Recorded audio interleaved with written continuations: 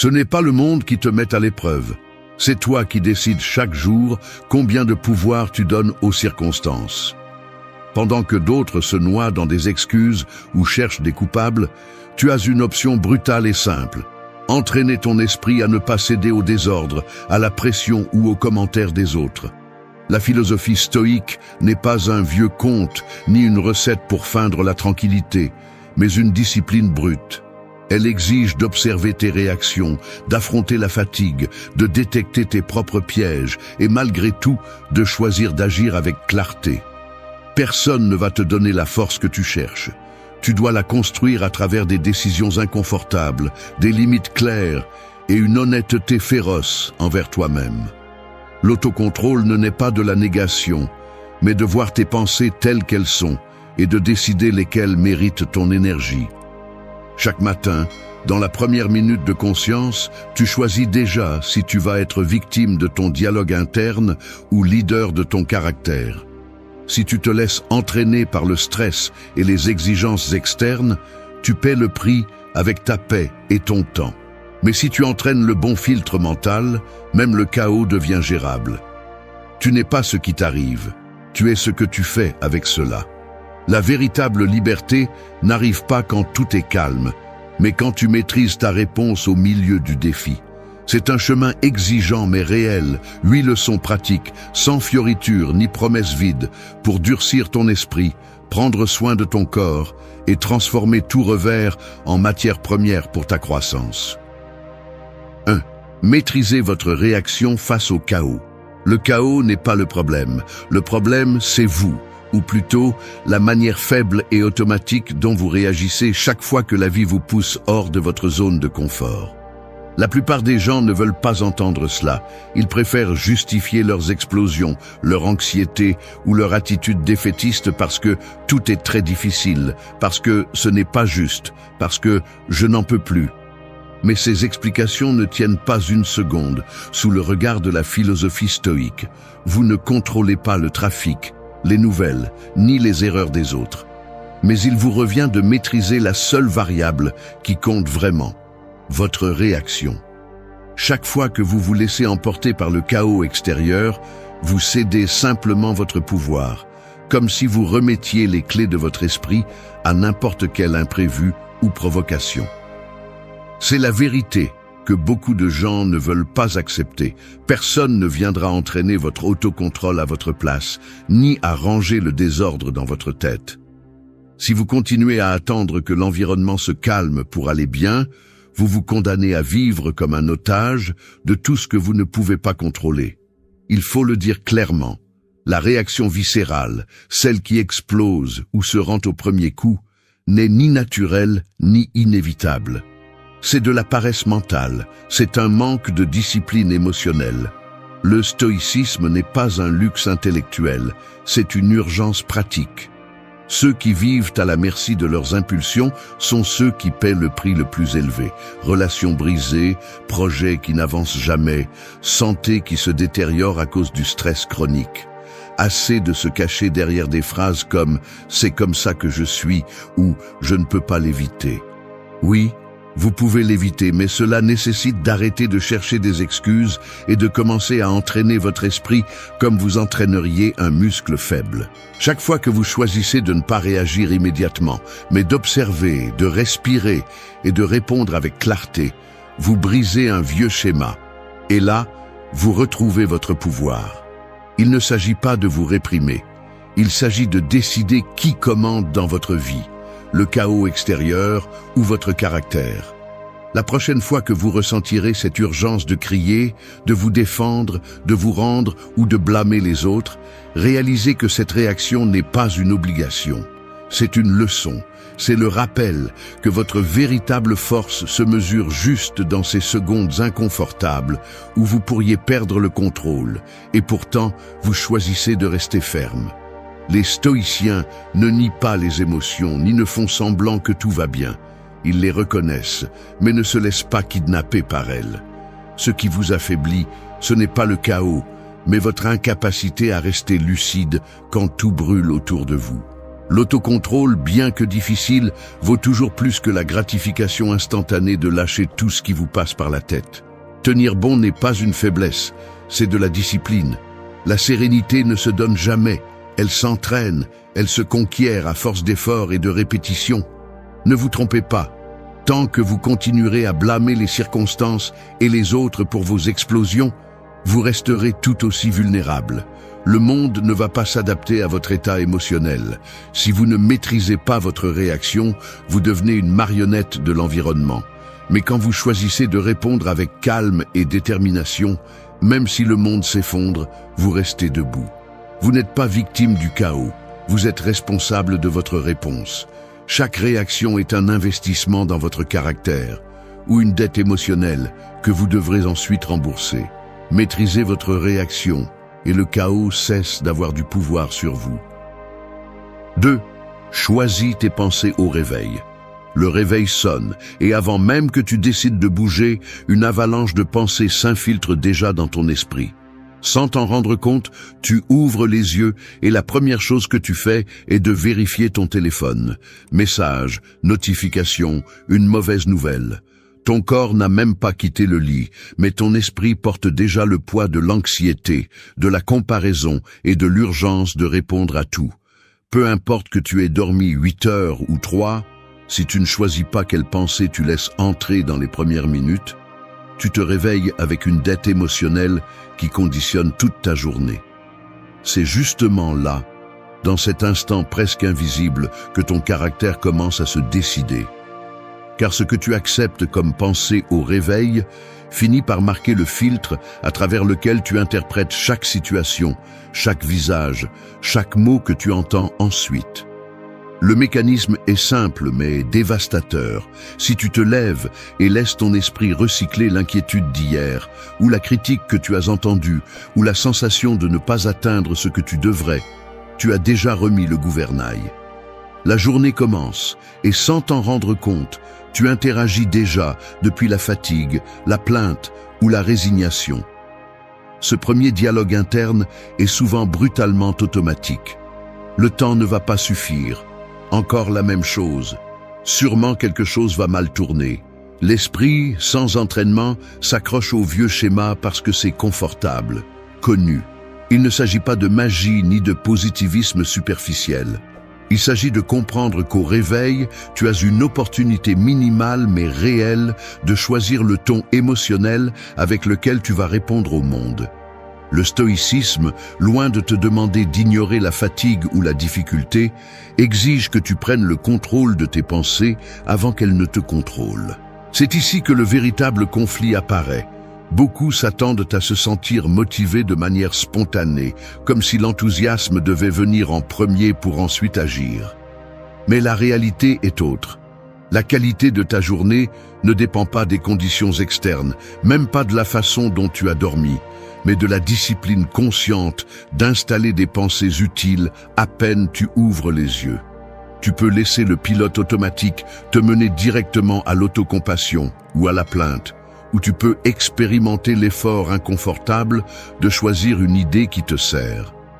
Il ne s'agit pas de répéter des phrases vides, mais de te demander quelle décision tu vas prendre concernant ce que tu penses de toi, de ta journée et de tes défis. Personne d'autre ne peut faire ce travail à ta place. C'est une décision qui nécessite lucidité et un minimum de courage mental. Parce que c'est difficile, parce que c'est plus facile de se laisser porter par le flux de ce que tu connais déjà, même si cela t'épuise. Il y a une vérité simple que beaucoup préfèrent ignorer. La première pensée de la journée est une graine. Si tu plantes de la résignation, tu récoltes de la résignation.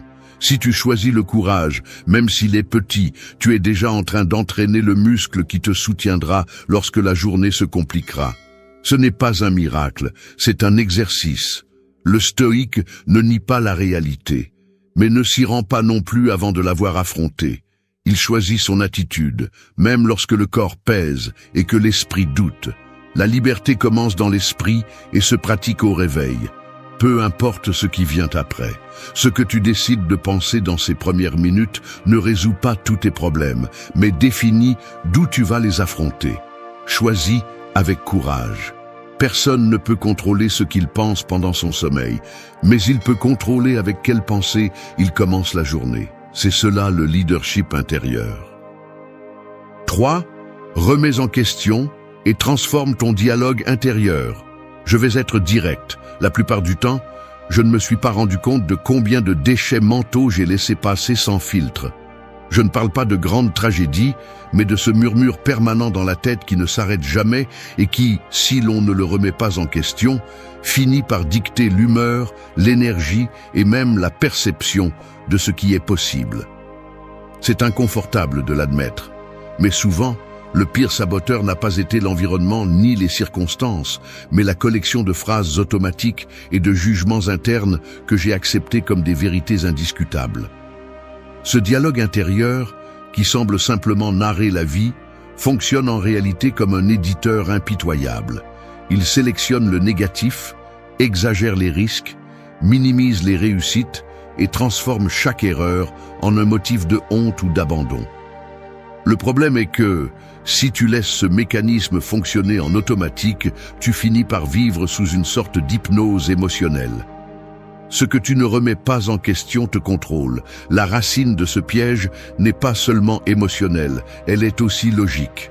Depuis notre enfance, nous apprenons à interpréter les faits à travers des filtres hérités, ce que les autres ont dit, ce qui a fonctionné un jour pour nous protéger, ce que la culture récompense ou punit. Ces filtres demeurent même lorsqu'ils ne servent plus. Le résultat, face à tout contretemps, l'esprit active le même scénario. Je ne peux pas. C'est trop, je vais sûrement échouer, je ne vaux pas assez. Personne ne t'oblige à penser ainsi, mais l'habitude fait que ces phrases sonnent familières, même réconfortantes, bien qu'elles soient destructrices. L'esprit non entraîné préfère le connu à l'utile, car le nouveau exige effort et vulnérabilité. C'est pourquoi le premier pas est toujours d'observer avec une brutalité honnête comment tu te parles, quel ton tu utilises, quels mots tu répètes quand personne ne t'écoute. Il n'y a pas de force sans cette auto-vigilance. Si tu n'identifies pas le circuit mental qui te fragilise, il sera impossible de le démonter. Voici une décision stratégique.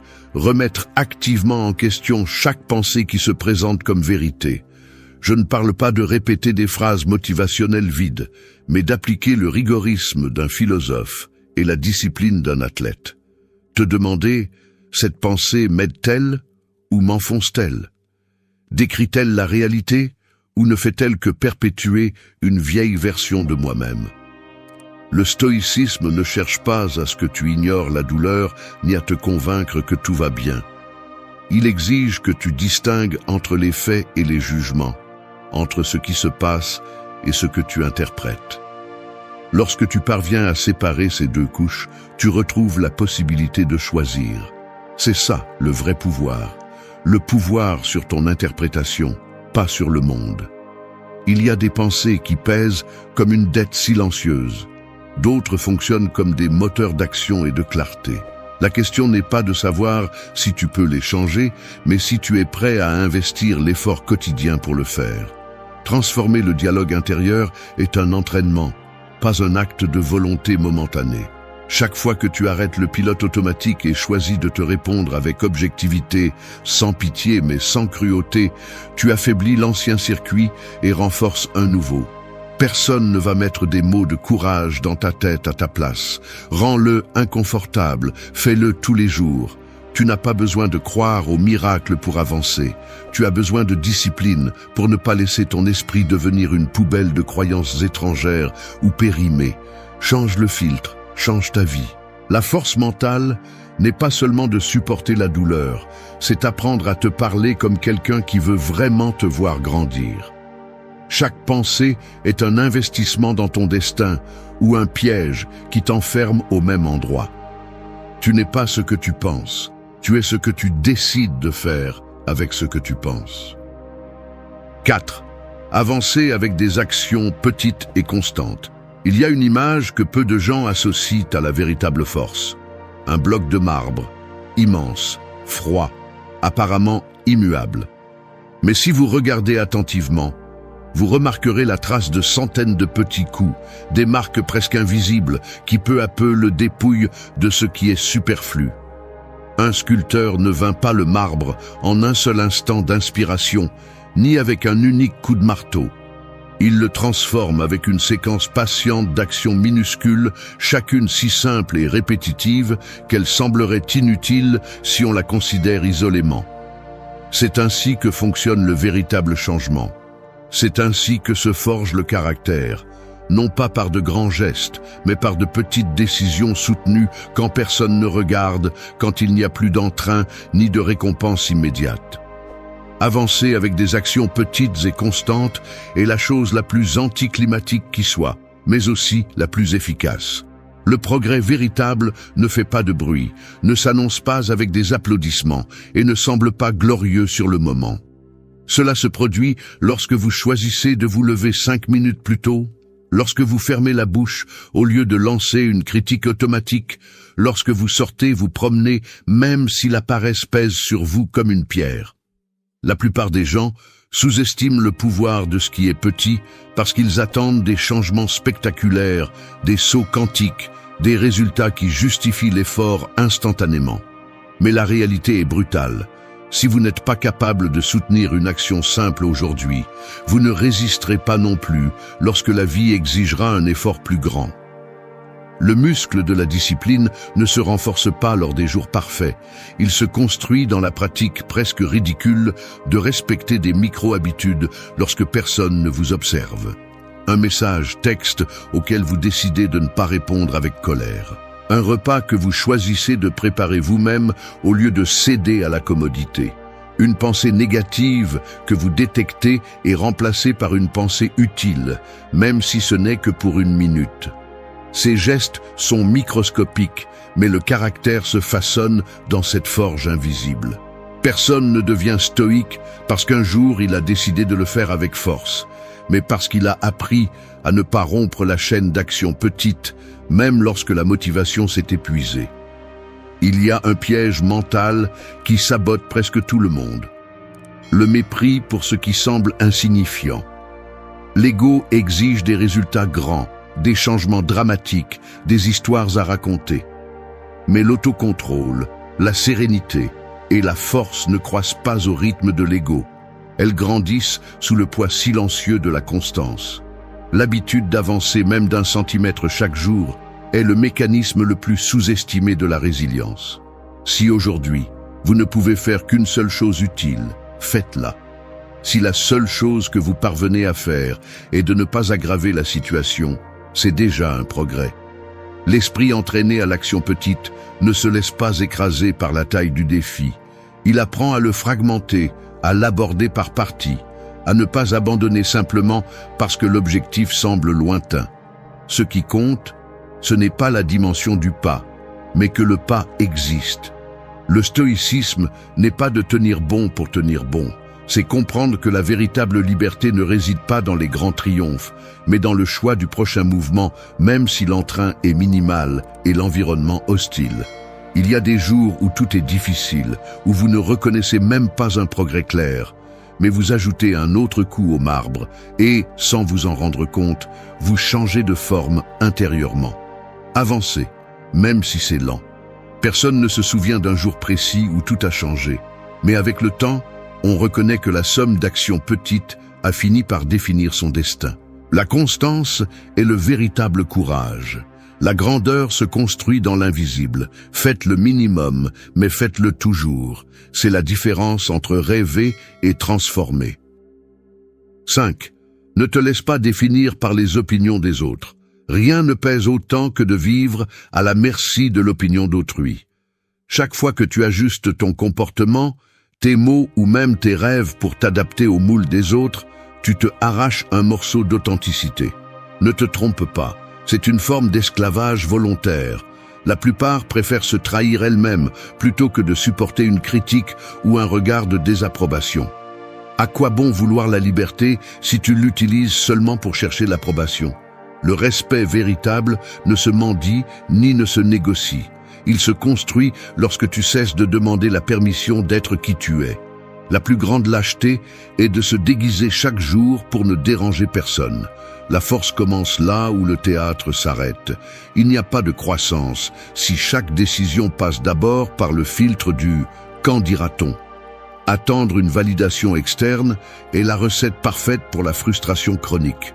Le monde va donner son avis, va projeter ses propres insécurités sur toi, va te donner des conseils déguisés en inquiétude qui sont en réalité des limites déguisées en affection. Si tu te définis par cela, tu deviens un reflet flou des attentes des autres. Et le pire, c'est que personne ne te rendra le temps que tu as perdu à vivre la vie d'un autre. Le stoïcisme n'est pas une indifférence froide, c'est la lucidité pour comprendre que l'opinion des autres appartient à leur territoire, pas au tien. Chaque fois que tu te traînes pour être accepté, tu augmentes une dette invisible envers ta propre valeur. Si tu laisses n'importe qui avoir du pouvoir sur ton estime de soi, tu te condamnes à un déséquilibre permanent. Tu n'es pas la somme des applaudissements ni la victime des jugements. Tu es le résultat des choix que tu soutiens quand personne ne t'applaudit. Le piège est au fond.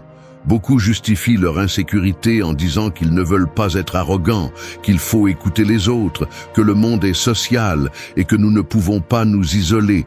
Personne ne te demande d'ignorer les retours utiles ou de devenir un mur d'arrogance. Mais une chose est d'apprendre et une autre est de se soumettre. La peur de décevoir est une excuse élégante pour ne pas assumer le coût d'être authentique. La faiblesse n'est pas d'échouer, mais de ne pas oser vivre selon ton propre critère. Si chaque commentaire te déstabilise, si chaque critique te paralyse, alors tu n'as pas compris l'essentiel. Ta valeur ne dépend pas de leur approbation, mais de ta cohérence interne. La liberté intérieure ne s'achète pas. Elle se conquiert à force de supporter le poids du rejet sans céder sur ce que tu sais être juste. Le véritable autocontrôle implique de décider qui a la permission d'influencer ton esprit. Si tu permets aux attentes externes de dicter tes limites, tu resteras piégé dans une cage invisible. La plupart vivent en attente d'applaudissements, mais finissent épuisés par l'anxiété de ne pas appartenir. Je te répète une phrase pour te le rappeler. Tu n'es pas responsable des fantasmes ni des peurs des autres. Personne d'autre ne va se battre pour ton intégrité. C'est un travail qui t'incombe exclusivement. Si un jour tu as douté de ta valeur parce qu'un autre ne l'a pas reconnue, il est temps de briser ce mécanisme. Le caractère se forge lorsque tu choisis de décevoir les autres plutôt que de te trahir toi-même. La sérénité arrive lorsque tu cesses de demander la permission d'être qui tu es. La vie est trop courte pour laisser les opinions des autres te définir. Entraîne ton esprit à écouter sans supplier et à avancer même si tu es jugé. Ne cherche pas à appartenir là où tu dois cesser d'être toi. C'est une trahison, pas une adaptation. 6. Renforce ton corps et ton esprit ensemble. Le confort affaiblit à la fois l'esprit et le corps. C'est la vérité que presque personne ne veut accepter. Si ton corps vit en mode économie, ton esprit fera de même. Nous voulons de la clarté, de l'énergie et de la force émotionnelle. Mais nous passons notre journée assis, respirant superficiellement, engloutissant n'importe quoi et attendant des miracles de motivation. La compassion moderne dissimule la négligence physique avec de belles phrases sur s'accepter, mais la réalité est qu'un corps faible devient un fardeau émotionnel. Lorsque tu ne t'entraînes pas, tu ne perds pas seulement ta santé, tu perds aussi ton estime de soi. L'autocontrôle ne naît pas de la théorie, il se forge dans l'inconfort physique. Les stoïciens le savaient, ils renforçaient l'esprit en affrontant la fatigue, le froid, la faim, l'effort inconfortable. Non pas par masochisme, mais parce qu'ils comprenaient que la volonté s'entraîne comme un muscle et que l'esprit seul ne résiste pas si le corps se rend à la moindre pression. Je l'ai vu dans ma propre vie. Les jours où le corps est abandonné, l'esprit devient plus vulnérable à l'anxiété, à la paresse et à l'autocritique. Il est difficile d'admettre que la fatigue mentale n'est souvent pas un mystère psychologique, mais le résultat direct de l'inertie corporelle. Le corps et l'esprit ne sont pas des compartiments étanches, ils forment une seule machinerie. Si l'esprit est saturé de stress, mais que le corps ne libère jamais cette tension, le résultat est un état d'accablement chronique qui ne se résout pas avec des pensées positives. L'énergie mentale a besoin de racines physiques. Un corps entraîné résiste mieux au stress, métabolise la frustration et supporte le poids de la discipline. Il ne s'agit pas de rechercher la perfection physique, mais d'éliminer la contradiction entre ce que tu penses et ce que tu fais avec ton corps. Tu ne peux pas demander à ton esprit clarté et courage si ton corps s'habitue chaque jour au minimum d'efforts. La discipline commence par le mouvement. Peu importe si tu fais du sport, si tu marches simplement ou si tu te fixes une routine minimale. L'essentiel est de sortir de la léthargie et de permettre au corps de se rappeler qu'il est fait pour supporter, pour pousser, pour résister. L'esprit se renforce lorsque tu franchis ce seuil où le corps veut abandonner et que tu décides de continuer un peu plus. C'est dans cet espace que la compassion trompeuse se brise et que la véritable volonté se révèle. C'est dans l'effort physique que se manifestent les mêmes mécanismes mentaux qui te sabotent dans la vie quotidienne. Le désir de s'arrêter, l'excuse facile, la plainte, l'idée que cela ne vaut pas la peine. Si tu t'entraînes à ne pas céder à ces voix pendant l'exercice, tu commences à transférer ce même schéma de résistance au reste de ta vie. L'esprit qui apprend à soutenir l'effort physique le réplique ensuite dans chaque discussion difficile, dans chaque moment de doute, dans chaque tentation d'abandonner un projet. Il ne s'agit pas de devenir un athlète ni de rechercher une reconnaissance externe. Il s'agit de comprendre que chaque petit acte de discipline corporelle est un message à ton esprit. Je suis capable de supporter plus que je ne le crois. Je ne me rends pas face à l'inconfort. Ce message, répété chaque jour, commence à briser les vieilles habitudes de fuite et de résignation. La connexion est directe. Si tu renforces ton corps, l'esprit se sent capable. Si tu abandonnes le corps, l'esprit devient fragile. Il n'existe pas de véritable force mentale dans un corps constamment négligé. Tu peux te tromper un temps, mais tôt ou tard, cette fracture se fera sentir. L'esprit et le corps s'entraînent ensemble ou s'affaiblissent ensemble. Prends soin de ta force physique comme un acte de respect intérieur. Ton corps est le premier territoire où tu démontres si tes idéaux valent quelque chose ou ne sont que des mots. Ne cherche pas la motivation, cherche la discipline. Le corps et l'esprit, alignés, sont la seule base solide pour résister à toute difficulté. Ici, il n'y a pas de raccourci. La volonté se construit à chaque répétition inconfortable, à chaque décision de bouger quand tu n'en as pas envie. Le caractère n'est pas seulement une idée, c'est une pratique quotidienne. Entraîne les deux ou prépare-toi à payer le prix de l'abandon. 7. Change ta perspective, réduis tes préoccupations. Tu es assis dans la salle d'attente d'un bureau public. L'air est lourd, l'horloge avance lentement et tu peux déjà sentir le picotement de l'impatience monter dans ton estomac. Tu regardes ton téléphone toutes les 2 minutes, tu vois d'autres se plaindre à voix basse et ton esprit commence à fabriquer des scénarios. Le temps perdu, l'injustice d'avoir à attendre, le soupçon que personne ne respecte ton temps. Là, dans ce scénario minimal et quotidien, apparaît la réaction automatique, frustration, anxiété, envie de lancer un reproche ou de fuir. Mais si tu t'arrêtes une seconde, si tu observes le mécanisme mental en marche, tu te rends compte de ce qui se passe réellement. Ce n'est pas l'attente qui te consume, mais l'interprétation que tu fais de la situation. C'est ici que le pouvoir de la perspective entre en jeu. Changer ce que tu penses de ce qui se passe n'est pas de la résignation, c'est une stratégie. Lorsque tu analyses froidement ce qui te préoccupe, tu découvres presque toujours que la racine du malaise n'est pas le fait en soi, mais le sens que tu lui donnes. L'esprit ne tolère pas l'incertitude, alors il remplit les vides avec des suppositions négatives, des pressions imaginaires et des exigences irréalistes. Le problème est que tu révises rarement ces récits internes, tu les acceptes comme des vérités, et le résultat est une accumulation de préoccupations qui n'existent que dans ta tête. Le stoïcisme enseigne à démonter ce piège, distinguer entre les faits et tes jugements, entre ce qui se passe et ce que tu inventes. Si quelqu'un met du temps à te servir, ce n'est pas une attaque personnelle, ce n'est pas une épreuve de ta valeur, ni un événement catastrophique, c'est juste un fait neutre. La différence entre souffrir et rester calme réside dans le filtre que tu utilises pour regarder. L'erreur la plus courante est d'imaginer que, si tout se passait comme tu le souhaites, alors tes préoccupations disparaîtraient. Mais la vie ne s'adapte jamais à tes attentes. La clé est d'ajuster ta perspective, pas le monde. Chaque fois que tu t'obsèdes sur ce que tu ne peux pas contrôler, tu remets ton pouvoir en jeu et tu augmentes le sentiment d'impuissance. C'est un mécanisme cumulatif. Plus tu dramatises ce qui se passe, plus tu fabriques de la vulnérabilité. C'est pourquoi la stratégie stoïque est simple mais exigeante. Simplifie l'interprétation, réduis la charge mentale, demande-toi de manière brutalement honnête si ce qui te préoccupe dépend de toi ou si ce n'est que du bruit inutile.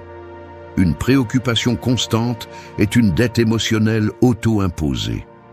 Si tu ne la révises pas, tu finis par payer le prix en santé, énergie et relations. Il ne s'agit pas de nier le malaise, ni de faire semblant que rien n'a d'importance, mais de choisir une lecture utile. Tu peux voir l'attente comme une torture ou comme un entraînement à la patience. Tu peux interpréter une critique comme une attaque ou comme une opportunité de renforcer ton caractère. La souffrance inutile surgit lorsque tu restes coincé dans le pire angle possible, répétant mentalement la version la plus sombre du problème. Change l'angle. Change le poids. Une seule question peut faire la différence. Est-ce que cela aura de l'importance dans une semaine, dans un an, dans toute ta vie? La plupart des préoccupations se dissolvent lorsque tu les affrontes avec perspective et froideur. Il est facile de porter des poids imaginaires et de transformer chaque inconvénient en un drame personnel. Mais la force ne consiste pas à tout endurer, mais à apprendre à lâcher prise sur ce qui ne mérite pas ton énergie. Si tu entraînes ton esprit à interpréter les faits depuis un lieu d'objectivité et de but, tu réduis la charge émotionnelle et récupères un pouvoir réel sur ta vie. La paix n'est pas une coïncidence, c'est une décision quotidienne de réinterpréter. Choisis le poids que tu portes. Changer ta perspective est le premier pas pour réduire les préoccupations et libérer ton énergie pour ce qui compte vraiment. 8. Apprends à dire non sans culpabilité. Je vais être brutalement honnête. Il m'a fallu des années pour reconnaître l'épuisement invisible que provoque le fait de dire oui, alors qu'en réalité, tout mon corps, ma respiration et même le ton de ma voix veulent crier un non clair et direct. C'est un geste petit, presque imperceptible, qui se répète au bureau lorsque j'accepte des tâches supplémentaires qui ne me concernent pas, en famille lorsque j'assume des engagements épuisants, ou dans des conversations où je hoche la tête par courtoisie alors qu'à l'intérieur, je sens que je me trahis. Je sens ma mâchoire se tendre, mes épaules se raidir, mon regard perdre de sa force. Il y a un léger tremblement dans mes mains. Une gêne dans ma poitrine, comme si chaque concession était une dette qui se multiplie et qui, tôt ou tard, finit par vider mon énergie et mon estime de soi.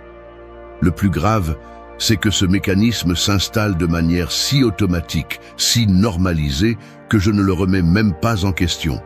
Dire oui, par peur de décevoir, est une fuite de pouvoir. La véritable fracture ne se produit pas à l'extérieur, mais à cet instant où j'abandonne mon jugement juste pour éviter un moment désagréable ou une réaction inconfortable des autres. Je vois les conséquences chaque jour, et elles sont plus physiques qu'il n'y paraît. La fatigue accumulée n'est pas seulement une question d'agenda saturé, mais de la tension constante de porter les attentes des autres. Le corps se rétracte, le dos se courbe, la voix s'éteint un peu plus chaque fois que je cède par habitude et non par choix. Dans les yeux de ceux qui s'habituent à plaire, il y a un mélange de résignation et de colère contenue, une sorte d'éclat terne qui révèle que quelque chose se perd, quelque chose que personne d'autre ne va rendre. Dire non est inconfortable, je le sais, car cela brise la chaîne d'approbation, mais c'est le seul moyen de récupérer le poids de tes propres décisions. Il ne s'agit pas de devenir insensible, ni de vivre sur la défensive. Il s'agit de ne plus permettre que l'agenda émotionnel des autres devienne le tien. L'entraînement stoïque ici est simple en théorie et brutal en pratique. Résister à l'urgence de plaire, soutenir le silence inconfortable après avoir refusé et tolérer la pression sociale sans céder du terrain. Je le vois dans des détails minimes. La pause avant de répondre, le contact visuel qui n'est pas esquivé, la respiration profonde pendant que l'autre attend une justification que tu ne vas pas donner. Le geste de refuser, sans explications inutiles, est un message direct à l'esprit. Ma limite est légitime, mon temps et mon énergie ont de la valeur. Le respect de soi commence par un refus ferme, pas par une explication interminable.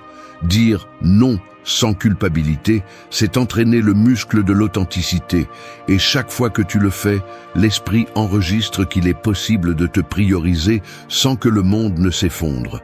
La culpabilité n'est qu'un résidu de vieilles habitudes, un mécanisme mental qui te pousse à maintenir l'image d'une personne bonne ou utile. Mais ce masque pèse plus que n'importe quelle critique. Apprendre à dire non est arrêter d'hypothéquer ton bien-être pour une minute de tranquillité superficielle. Ça fait mal au début, oui. L'inconfort est inévitable, la peur d'être rejeté se ressent dans l'estomac. Mais le prix à payer pour continuer à se taire est bien plus élevé. Se perdre soi-même.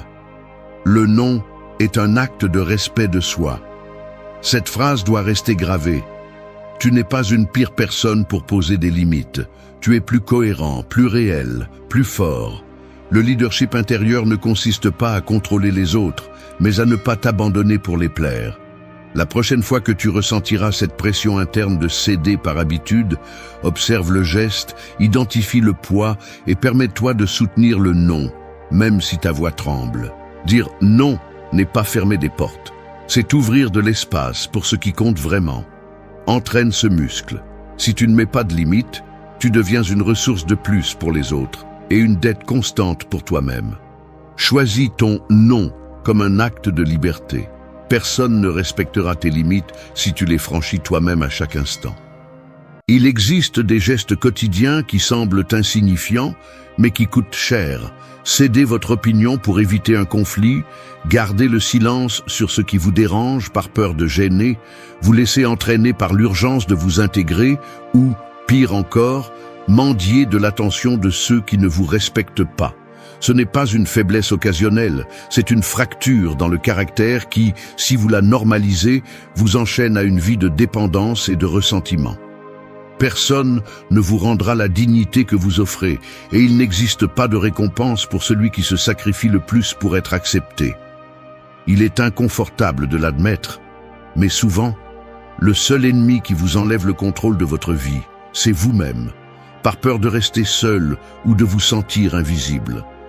Le stoïcisme n'est pas une recette pour devenir froid, mais c'est un entraînement brutal pour couper à la racine la soumission, l'auto-tromperie et l'épuisement à chercher l'approbation. La tranquillité et le respect de soi ne se négocient pas, ils se défendent comme une limite inébranlable. Vous n'avez pas besoin de prouver votre valeur, vous devez vous le rappeler chaque jour et agir en conséquence.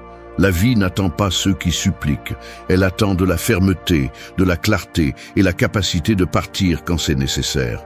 Si vous voulez cesser d'être manipulé ou utilisé, commencez par ne pas vous trahir vous-même. Ce que vous tolérez aujourd'hui est le prix que vous paierez demain. Il est temps de reprendre le contrôle. Pas un pas en arrière en dignité, pas une goutte d'énergie pour ceux qui ne vous valorisent pas. 1. Préserve ta dignité face à tout. Si tu remets ta dignité entre les mains des autres, tu perds tout. C'est aussi simple que cela. Peu importe combien de justifications tu inventes, ni à quel point tes arguments internes sont convaincants pour excuser chaque fois que tu te humilies pour obtenir de l'attention, pour des miettes de respect ou pour ne pas être seul. Chaque fois que tu choisis de te taire face à un manque de respect, chaque fois que tu t'adaptes au confort des autres, au détriment de ta propre vérité, tu te vends à bas prix. Ce ne sont pas les autres qui te rabaissent, c'est toi qui baisses ton prix. La dignité n'est pas un prix que te donnent ceux qui t'acceptent. C'est la base sur laquelle tout ce que tu es se construit. La perdre, c'est permettre à n'importe quel vent extérieur de contrôler ta direction, te livrant à la dérive de la validation et de la manipulation. Tu dois cesser de te faire petit pour t'adapter à des moules étrangers. Il y a ceux qui chercheront toujours à profiter du faible, de celui qui doute, de celui qui est prêt à négocier sa paix pour de la compagnie, ou son respect pour de l'acceptation. Si tu te reconnais dans cette attitude, ne te trompe pas. Ce qui te manque, ce ne sont pas des opportunités. Ce qui te manque, c'est une limite. Être aimable n'est pas la même chose qu'être soumis. Et tolérer l'intolérable n'est pas de la maturité, c'est de la faiblesse déguisée en vertu. Chaque fois que tu refuses de mettre un terme, chaque fois que tu te justifies en pensant que ça vaut la peine de supporter, tu hypothèques ta valeur. La dignité est le filtre qui sépare ce que tu mérites de ce que tu acceptes seulement par peur. Si tu ne mets pas de limites, ta vie se remplit d'envahisseurs. Personne ne défendra tes frontières si tu ne le fais pas d'abord. Tu ne peux pas continuer à attendre que les autres changent ou te valorisent si tu ne te respectes pas toi-même. La dépendance à l'approbation des autres est une chaîne invisible. Elle t'attache à la médiocrité et à l'auto-illusion. Combien de temps vas-tu encore investir à convaincre ceux qui ne veulent pas voir ta valeur? Le respect de soi ne se négocie pas. Il s'exige par des actions. Si tu dois mendier de l'attention, tu as déjà perdu. Si tu dois forcer l'admiration, tu es déjà vidé de l'intérieur. Arrête de mendier ce que tu peux te donner toi-même. Ta dignité n'est pas une monnaie d'échange pour acheter des likes, de la compagnie ou des compliments bon marché. Se maîtriser soi-même est la seule garantie contre la manipulation. Si tu réagis impulsivement à chaque provocation, tu deviens prévisible, manipulable, insignifiant. L'autocontrôle n'est ni froideur ni résignation, c'est la discipline de prioriser l'essentiel. Ne sacrifie pas ton intégrité pour une gratification immédiate. Chaque fois que tu le fais, tu deviens esclave de tes impulsions et du désir d'acceptation. L'indépendance réelle n'est pas de l'arrogance, c'est de la force. Supporter la solitude avec dignité sera toujours préférable à t'entourer de relations toxiques ou vides au nom d'un faux sentiment d'appartenance. Tu n'as pas besoin de prouver ta valeur à qui que ce soit. Celui qui vit en essayant de se valider auprès des autres s'épuise, se fragmente, devient un acteur de sa propre existence. La vraie valeur s'affirme dans le silence, dans la cohérence, dans la constance. Ta dignité est ton bouclier, pas ton déguisement. Si tu comprends cela, il y a une phrase que tu ne dois jamais oublier. Ne mets jamais ta dignité entre les mains des autres. Et une autre, l'autocontrôle est la meilleure défense contre la manipulation. La dignité n'est pas négociable. Si tu ne la protèges pas, personne d'autre ne le fera. 2. Ne remets pas ta valeur en jeu pour obtenir de l'approbation. Tu es assis devant ton téléphone, tu vois que la conversation s'essouffle et le dernier message est resté sans réponse. Tu ressens le besoin d'écrire quelque chose de plus, d'ajouter un emoji, de chercher une excuse pour réapparaître. Ce n'est pas seulement de l'anxiété, c'est cette pression sourde qui t'oblige à rester présent, même si de l'autre côté, tu ne reçois que de l'indifférence ou des réponses courtes. L'impulsion de continuer à investir, de chercher la réaction, se déguise en intérêt sincère, mais au fond, c'est la peur de disparaître du radar de quelqu'un d'autre. C'est là que tu commences à négocier avec toi-même. Tu te convaincs que la persistance est une vertu, que céder un peu plus n'a pas d'importance, qu'il vaut mieux sacrifier de petites parties de ta fierté plutôt que de ressentir le vide du désaccord. Mais la vérité est plus crue. Chaque fois que tu cèdes sur l'essentiel, tu ne deviens pas seulement plus invisible aux yeux de l'autre, tu deviens aussi plus opaque à toi-même. Le mécanisme est presque automatique. Tu as appris, peut-être depuis l'enfance, que l'acceptation avait ses récompenses et que le rejet faisait mal, comme une plaie ouverte. Ainsi, tu as développé une sorte de radar pour capter les signaux d'approbation. Et quand tu ne les reçois pas, ton esprit se précipite pour combler ce vide à tout prix. Tu t'adaptes, tu t'édites, tu baisses le ton de ta voix, tu doutes de tes propres opinions, tout cela pour t'intégrer dans une narration qui n'est même pas la tienne. Tu appelles cela de l'empathie, Tu le déguises en flexibilité, mais au fond, tu sens comment le poids de ta valeur se réduit chaque fois que tu privilégies l'intégration à l'authenticité. C'est une dette émotionnelle qui ne se solde jamais, car la validation des autres est un paiement qui arrive toujours en retard et qui n'est jamais suffisant. Tu te rends compte qu'il y a des jours où tu te lèves déjà en te demandant ce que les autres attendent de toi.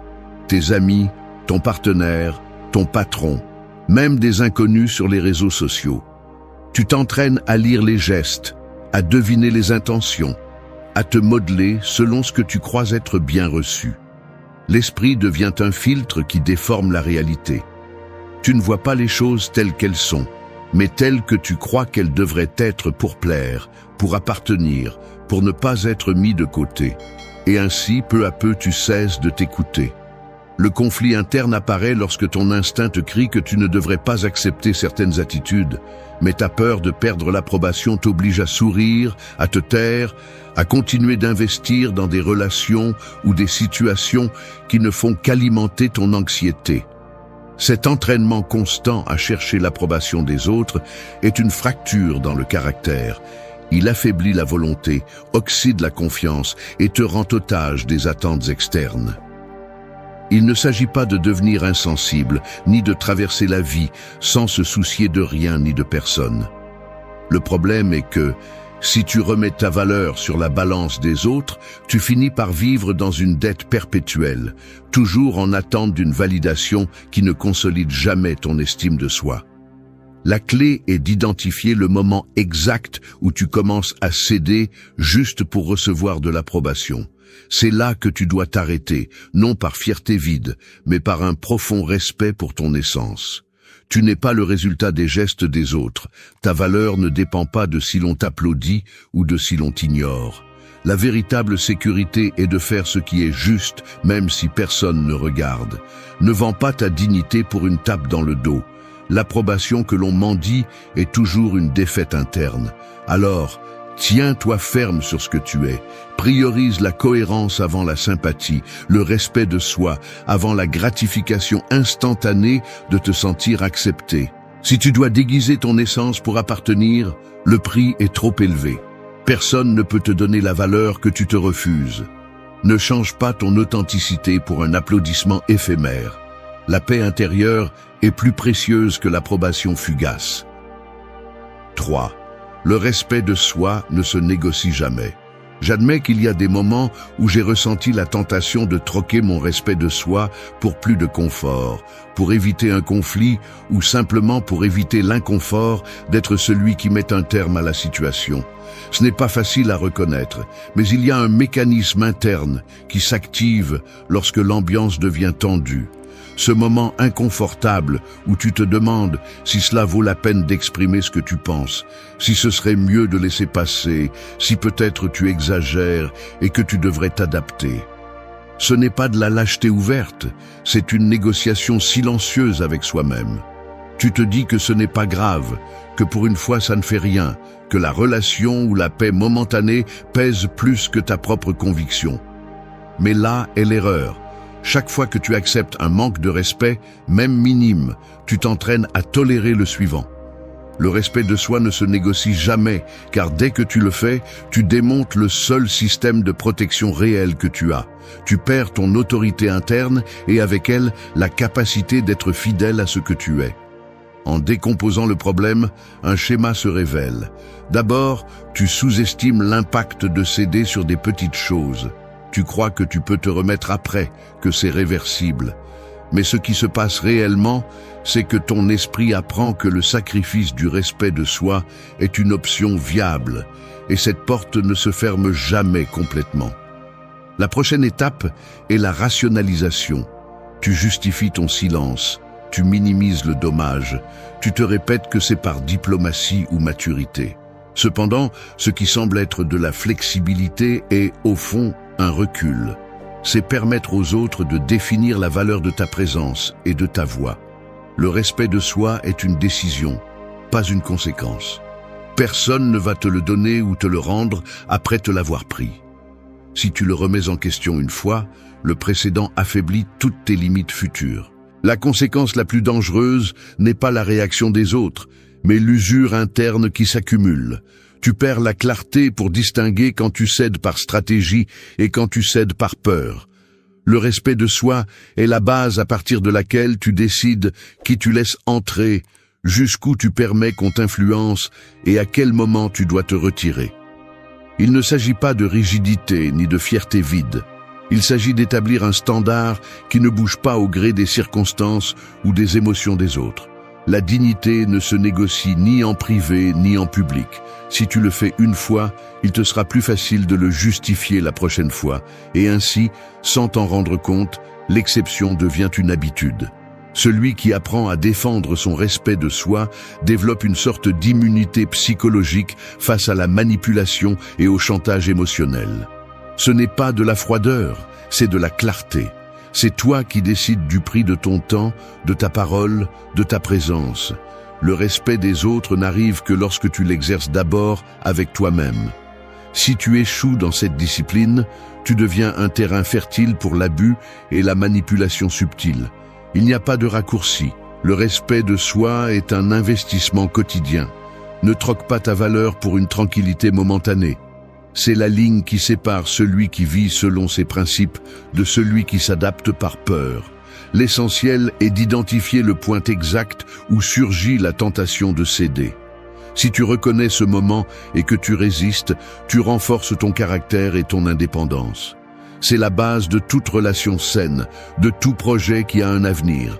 La certitude qu'il y a un noyau en toi qui n'est pas à vendre, qui ne s'ajuste ni à la pression ni au désir de plaire.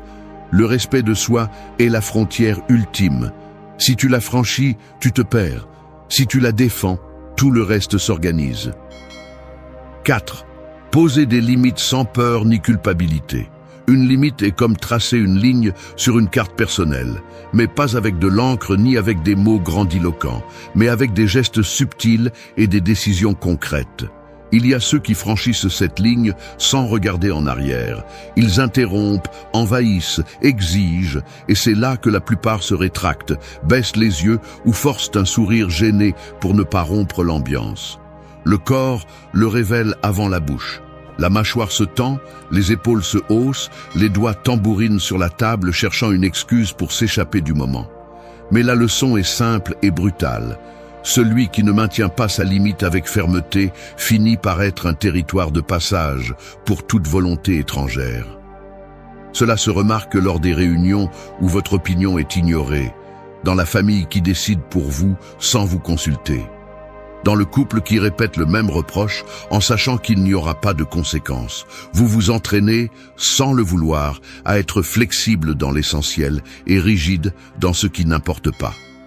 C'est une auto-illusion qui pèse comme un sac à dos rempli de pierres que vous avez choisi de porter. Mettre des limites sans peur ni culpabilité est une rébellion silencieuse contre cette vieille habitude de s'adapter jusqu'à se défigurer. La peur apparaît dans la gorge, déguisée en prudence. Mieux vaut ne pas créer de problème. Il vaut mieux garder la paix. Mais chaque fois que vous cédez, le message est clair. Votre paix intérieure est négociable.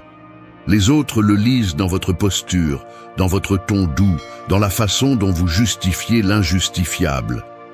Il n'est pas nécessaire de crier ni de faire des scènes. La limite est un acte, pas un discours.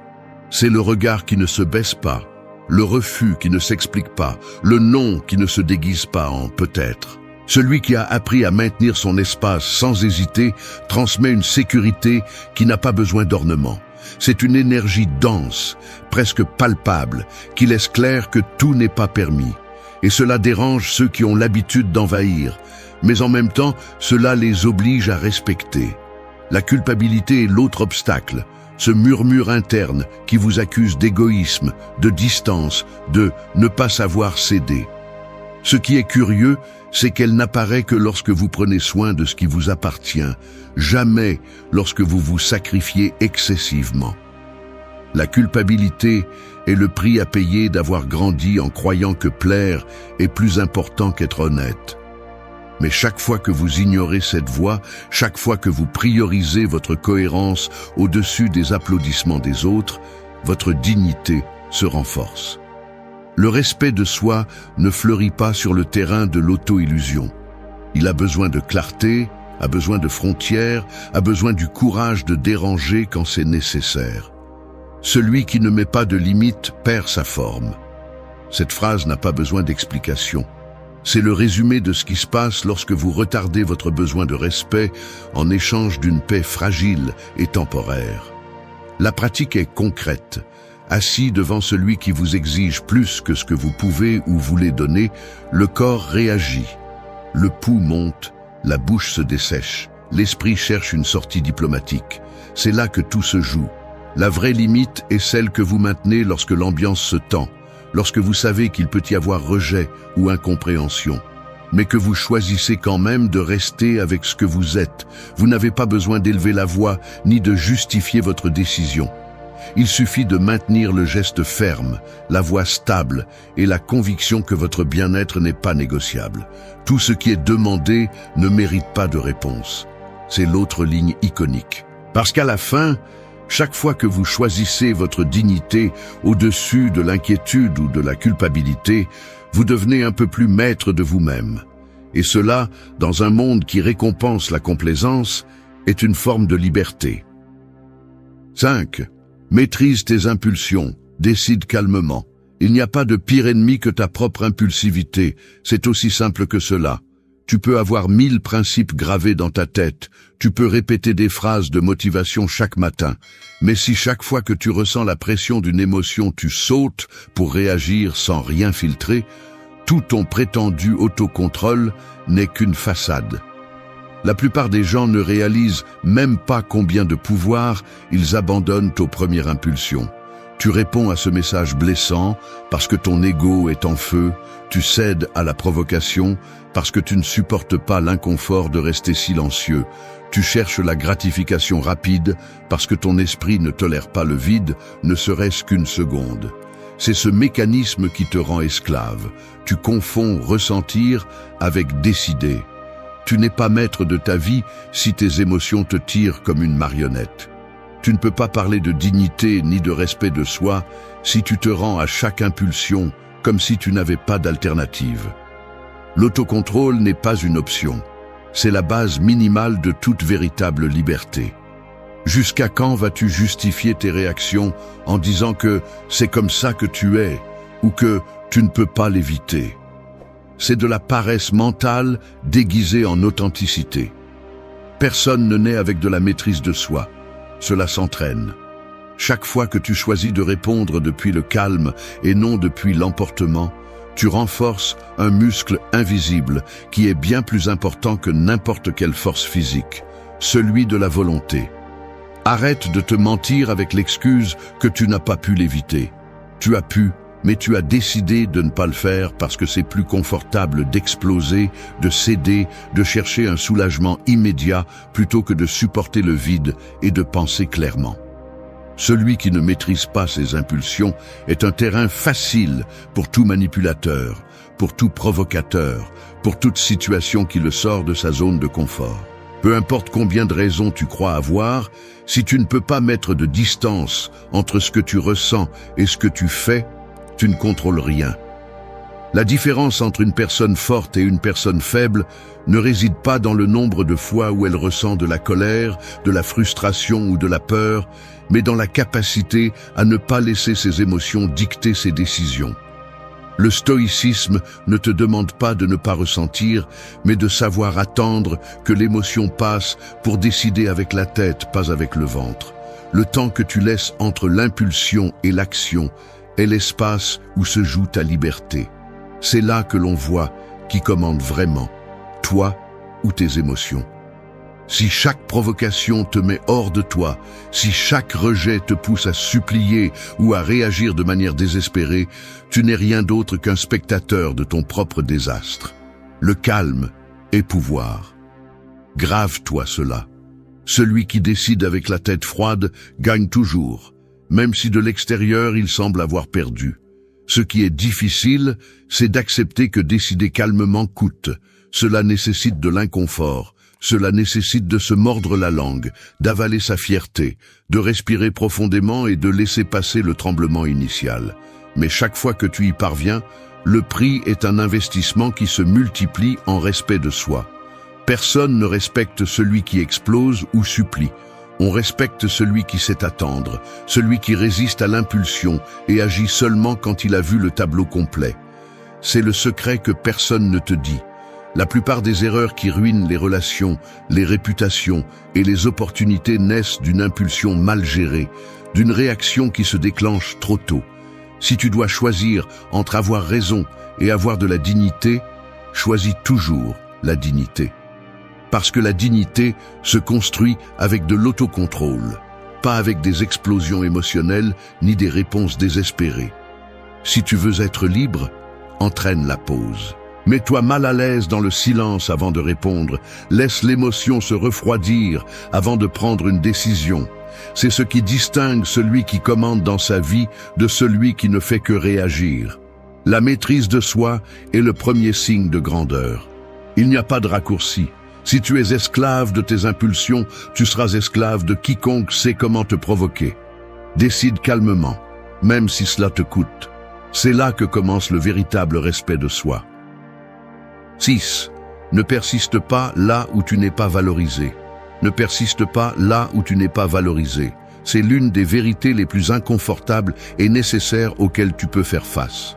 Peu importe à quel point ton désir d'être vu, entendu ou accepté est fort, si tu dois forcer ta présence, justifier ta place ou convaincre quelqu'un de ton importance, tu as déjà perdu la bataille avant même de commencer.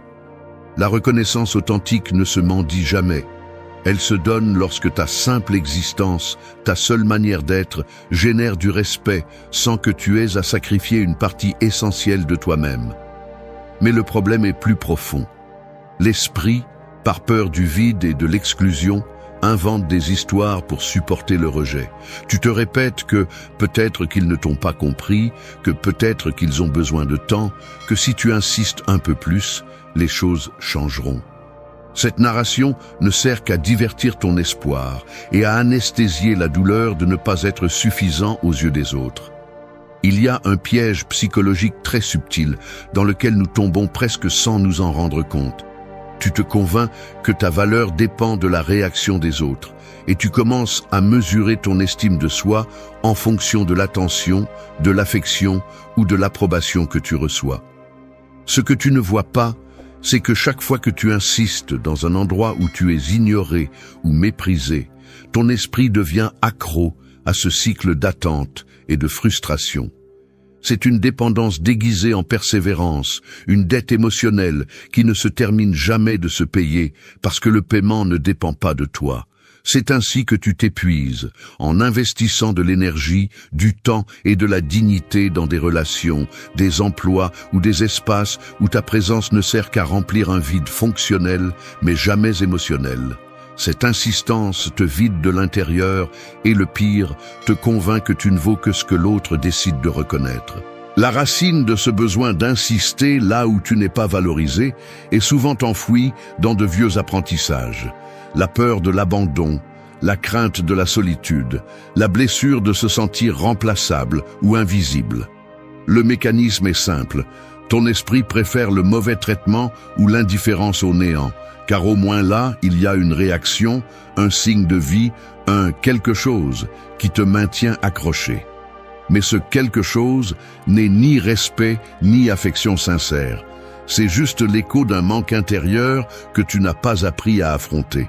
Alors tu insistes, tu t'adaptes, tu te minimises et, peu à peu, tu t'habitues à la faim émotionnelle.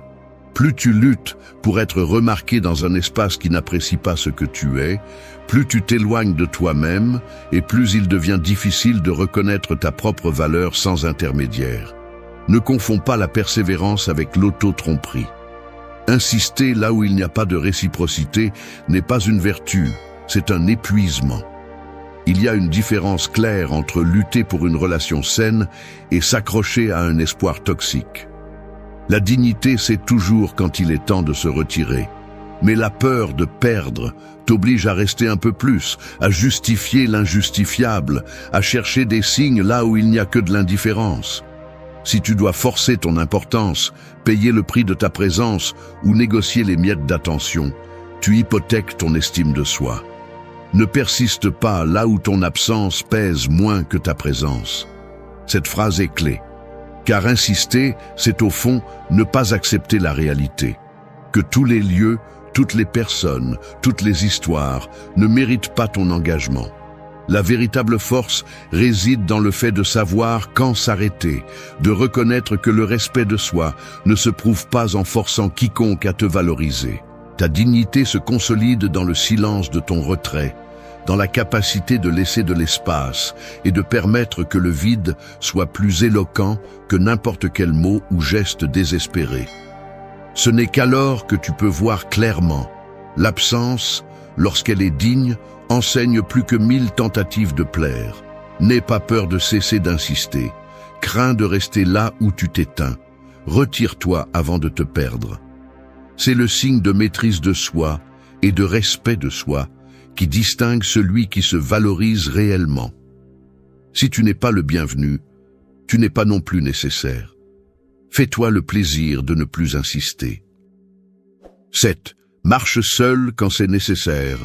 Un vendredi après-midi, les messages dans le groupe s'éteignent et le plan de sortir en groupe se dissipe sans explication. Tu marches seul dans la ville, ressentant le poids subtil de ne pas appartenir à un endroit, d'être la dernière option ou même celui qui ne sert à rien. Ce malaise t'accompagne alors que tu vois d'autres se rassembler, rire, appartenir, et une partie de toi commence à chercher des raisons de ne pas être là où tu aimerais être. Ce n'est pas que la solitude frappe fort comme un coup sec, c'est plutôt un goutte-à-goutte constant. Un rappel que marcher seul parfois est la seule route digne lorsque le prix de l'appartenance est de te rabaisser. L'esprit, entraîné à chercher des refuges, commence à négocier. Peut-être devrais-tu insister, céder sur tes limites, accepter des miettes, juste pour éviter ce vide ponctuel. Mais c'est ici que se révèle le véritable coût de ne pas savoir être seul. Tu commences à hypothéquer ton intégrité en échange d'une compagnie qui ne te respecte même pas. Si tu analyses le mécanisme, tu verras que la société a mis sur la solitude une étiquette d'échec, comme si être seul était toujours un signe de défaut personnel. Depuis petit, on nous entraîne à chercher la validation dans le groupe. Appartenir est l'objectif, et rester en dehors semble la pire des condamnations. C'est pourquoi, quand il te faut marcher sans compagnie, l'esprit l'interprète comme un rejet, non comme un choix. Le véritable problème surgit quand tu fais n'importe quoi pour éviter cet échec. Tu insistes là où on ne te veut pas. Tu acceptes des conditions injustes, tu tolères des mépris, tout cela pour ne pas affronter le silence qui vient avec l'indépendance. La liberté coûte de l'inconfort. Et la peur de cet inconfort est ce qui pousse des millions à nier leur propre valeur pour une place à n'importe quelle table, même s'ils ne sont pas désirés là. Rester là où on ne te respecte pas est plus de solitude que d'être seul. C'est la paradoxe que personne ne t'explique. La décision stratégique consiste à assumer que marcher seul, quand c'est nécessaire, n'est pas de la résignation, c'est une dignité active. Il ne s'agit pas de devenir un ermite émotionnel, ni de renoncer aux liens humains, mais de reconnaître qu'il y a des scénarios où la seule façon de conserver ton respect de soi est de ne pas partager le trajet. Le piège apparaît quand tu crois que ta valeur dépend du nombre d'invitations ou de l'approbation de l'environnement. Cette approche te rend esclave de la statistique sociale et t'empêche de voir que souvent, le prix de l'acceptation collective est de te diluer jusqu'à ne plus te reconnaître. Marcher seul, dans ces cas, est le filtre qui sépare ce que tu es de ce que les autres veulent que tu sois. Si tu apprends à tolérer cet inconfort, tu deviens maître de ton temps, de tes décisions et de ta paix mentale. L'analyse est simple mais brutale. Chaque fois que tu choisis la mauvaise compagnie par peur de la solitude, tu entraînes ton esprit à sacrifier des principes en échange d'une tranquillité superficielle. Mais chaque fois que tu choisis de marcher seul par conviction, tu renforces un muscle psychologique qui va bien au-delà de l'autosuffisance. C'est la capacité de te soutenir, même si personne ne regarde, de ne pas demander la permission d'exister. Celui qui sait être seul devient invulnérable à la manipulation et au chantage émotionnel, car il ne dépend plus de la présence ni des applaudissements des autres. Marche seul avant de te perdre dans la foule. C'est la force qui sépare celui qui se respecte de celui qui cherche seulement à s'intégrer. Ce n'est pas de l'héroïsme, c'est une stratégie vitale. Si le prix de l'accompagnement est de te trahir, choisis ton propre chemin, même si c'est en silence. La dignité ne se négocie pas et ne se partage pas à n'importe quel prix. Marcher seul, quand c'est nécessaire, est la preuve finale que tu t'appartiens. 8. Ton autocontrôle est ta véritable force. Je confesse avoir ressenti, plus de fois que je ne voudrais l'admettre, ce tir interne impossible à dissimuler. Le pouls accéléré dans la gorge quand quelqu'un me défie, la mâchoire serrée lors d'une discussion, les mains agitées, cherchant quelque chose à quoi s'accrocher pour ne pas exploser. Le corps le trahit avant que l'esprit ne parvienne à rationaliser quoi que ce soit. Dans ces secondes précédant le lâcher d'une réponse cinglante ou d'une réaction impulsive, je me suis vu comme un spectateur mal à l'aise, observant le combat entre ma fierté blessée et le besoin de ne pas perdre le contrôle. Il y a un vertige particulier, à savoir que tu pourrais tout balayer en un instant, juste parce que tu ne supportes pas l'inconfort de rester silencieux, de mastiquer la frustration, de laisser l'autre croire qu'il a gagné, même si cela n'est qu'une construction mentale. La fierté brûle, mais la conscience pèse plus. Chaque réaction impulsive est céder un morceau de pouvoir et de respect de soi, même si la colère te vend l'idée que tu défends ton territoire. La scène se répète dans le quotidien. Tu es en réunion et tu remarques comment quelqu'un essaie de te provoquer avec une phrase subtile, à peine déguisée en blague. Le geste se durcit, le regard s'affûte, tout ton corps répond au défi avant que ta raison puisse intervenir. Ou peut-être est-ce à la maison lorsque tu reçois un message qui semble un manque de respect et tes doigts tremblent d'envie de répondre immédiatement, de prouver que personne ne te marche sur les pieds. Ton esprit se remplit d'arguments, de répliques imaginaires, de justifications. La tentation est presque physique, une décharge d'énergie qui demande à sortir immédiatement. Mais ce que tu ne vois pas, ce qui est difficile à accepter, c'est que c'est là que se mesure ta véritable force. Pas dans l'explosion, mais dans la pause. Pas dans la réaction, mais dans la capacité à te contenir, à laisser l'émotion se poser, à ne pas offrir le contrôle de ta vie à celui qui le mérite le moins.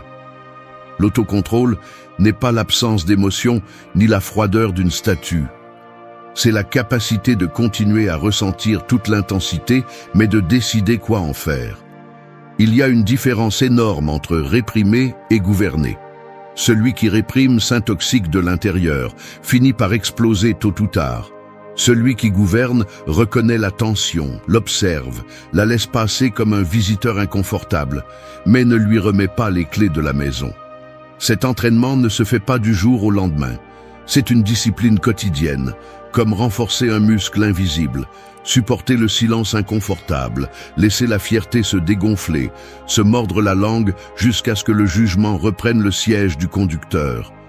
La vraie force se mesure dans la pause, pas dans l'impulsion. C'est la ligne qui sépare celui qui commande dans sa vie de celui qui ne fait que réagir. Dans la pratique, l'autocontrôle se révèle dans des détails presque imperceptibles. La respiration qui s'allonge avant de répondre, le mouvement lent des mains pour ne pas frapper la table, la décision consciente de reporter une réponse jusqu'à ce que l'émotion perde de sa force.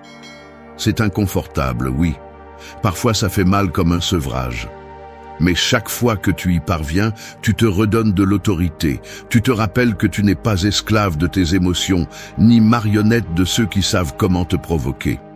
L'autocontrôle est le filtre définitif, celui qui te protège de tomber dans des manipulations, celui qui préserve ta dignité, même si tout en toi crie de se venger. Décider avec la tête froide est le véritable acte de pouvoir. Ce n'est pas de la résignation, c'est le respect de soi dans son état le plus pur. Entraîne-le chaque jour, car c'est là la différence entre une vie gérée de l'intérieur ou livrée aux caprices des autres.